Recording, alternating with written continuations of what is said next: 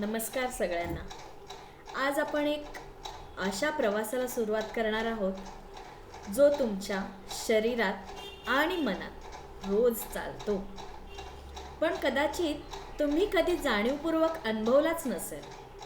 हा प्रवास आपल्या 7 प्रमुख चक्रांचा. आज आपण ज्यांना ओळखू त्यांचं स्थान, रंग, त्यांचा आपल्या भावनांवर आणि शरीरावर कसा प्रभाव असतो आणि त्यांचा समतोल का आवश्यक आहे हे जाणून घेऊ. तर आजचा विषय आहे, तुम्हाला समजलाच असेल, तर आजचा विषय आहे, जर तुमच्या भावनांचे कारण आणि शरीरातील बऱ्याच तक्रारींचा उगम तुम्हाला सापडेल. तर चक्र म्हणजे काय? तर चक्र म्हणजे आपल्या शरीरातील ऊर्जेचे फिरते केंद्र.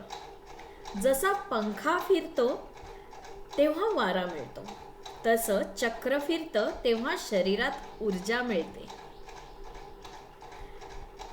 आपल्या शरीरात अशा शेकडो लहान मोठे चक्र आहेत, पण आज आपण 7 मुख्य चक्रांना पाहणार आहोत, जी आपल्या मणक्याच्या रेषेत तळापासून डोक्याच्या मध्यमापर्यंत असतात.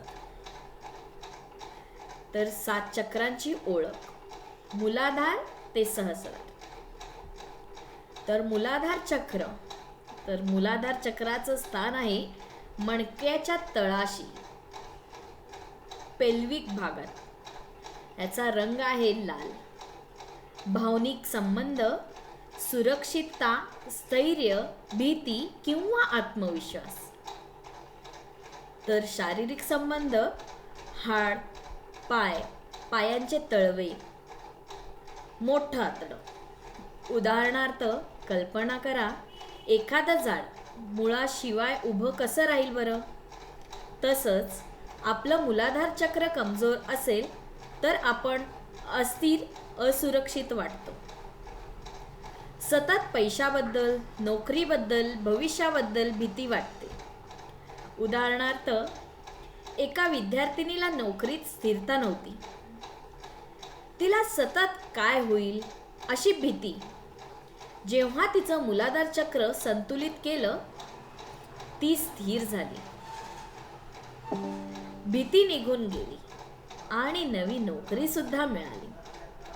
दुसरं आहे स्वाधिष्ठान चक्र, म्हणजेच सॅक्रल चक्र. ह्याचं स्थान आहे नाभीच्या 3 बोटं खाली. ह्याचा रंग आहे केशरी.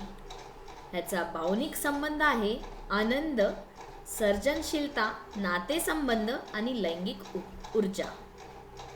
तर शारीरिक संबंध: प्रजनन अवयव, मूत्रपिंड, मूत्राशय. हे चक्र कमी असेल तर माणसाला जीवनात आनंद मिळत नाही. तो उदाहरणार्थ, एक कलाकार होता, पण त्याला काहीही नवीन कल्पना सुचत नव्हती.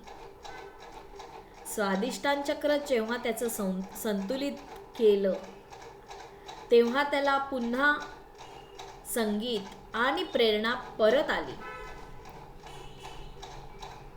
तसंच स्वाधिष्ठान चक्र जेव्हा इम्बॅलन्स असतं तेव्हा आपल्याला कोणतीही इच्छा होत नाही, काहीही करायची इच्छा होत नाही.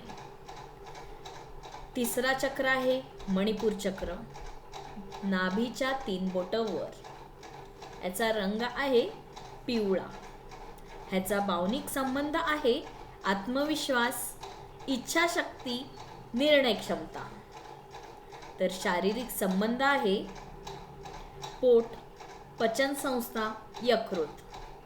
उदाहरणार्थ, जर मणिपूर चक्र कमकुवत असेल तर माणूस सतत इतरांचा ऐकून निर्णय घेतो, स्वतःवर त्याचा बिलकुल विश्वास नसतो आणि पचनाचे त्रास होत राहतात.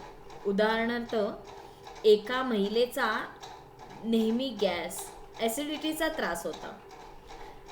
तिला लोकांसमोर बोलण्याची भीती वाटत होती. जेव्हा तिचं मणिपूर चक्रावर संतुलित केलं तेव्हा तिचं पचन सुधारलं.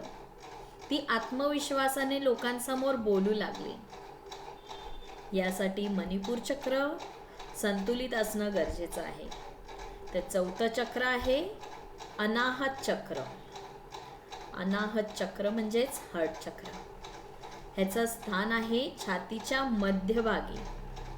रंग आहे हिरवा आणि भावनिक संबंध आहे प्रेम, करुणा, क्षमा. शारीरिक संबंध आहे हृदय, फुफ्फुस आणि रक्ताभिसरण.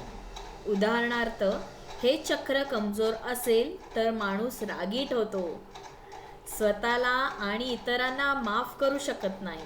उदाहरणार्थ, एका व्यक्तीला जुन्या नात्याचा इतका राग होता की त्याला नवीन नातं स्वीकारता येत नव्हतं. जेव्हा त्याचं अनाहत चक्र संतुलित झालं तेव्हा त्याने स्वतःलाही आणि दुसऱ्यांनाही माफ केलं. यासाठीच दुसऱ्यांना माफ करायला शिका, स्वतःला माफ करायला शिका.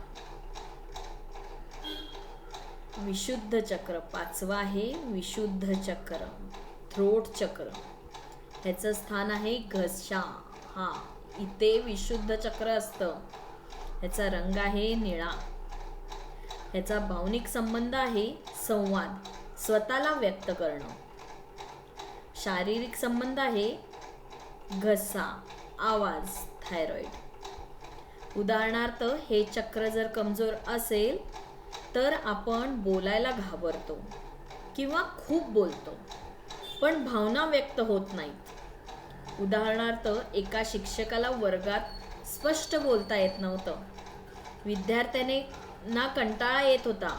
विशुद्धी चक्र त्यांचं संतुलित केल्यावर त्यांचं बोलणं आत्मविश्वास पूर्णपणे व प्रभावी झालं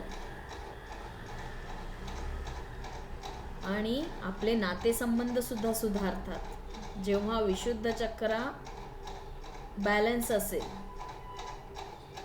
तर 6वं आहे आज्ञाचक्र, थर्ड आय चक्र. ह्याचं स्थान आहे कपाळाच्या मध्यभागी, भुवयांच्या मध्ये, जिथे आपण टिकली लावतो, जिथे बायका टिकली लावतात इथे ह्याचं स्थान आहे. रंग आहे जांभळा, निळसर जांभळा. भावनिक संबंध आहेत अंतर्ज्ञान, कल्पनाशक्ती आणि स्पष्ट विचार. तर शारीरिक संबंध आहे डोळे, मेंदू, हार्मोनल संतुलन. उदाहरणार्थ, हे चक्र जर कमजोर असेल तर गोंधळ, चुकीचे निर्णय आणि अंतर्ज्ञानावर विश्वास नसतो. उदाहरणार्थ, एका बिझनेसमॅनला नेहमी चुकीच्या डीलमध्ये नुकसान होत होतं. जेव्हा त्यांचं आज्ञाचक्र संतुलित झालं तेव्हा त्यांचे निर्णय स्पष्ट आणि यशस्वी व्हायला लागले. यासाठी आज्ञाचक्र संतुलित असणं गरजेचं आहे. तर 7वा आहे आणि शेवटचा सहस्रार चक्र म्हणजेच क्राउन चक्र. याचं स्थान आहे डोक्याच्या मध्यावर. रंग आहे पांढरा किंवा जांभळा. भावनिक संबंध आहे आध्यात्मिकता आणि विश्वासशी जोड. शारीरिक संबंध आहे मेंदू, नर्वस सिस्टीम.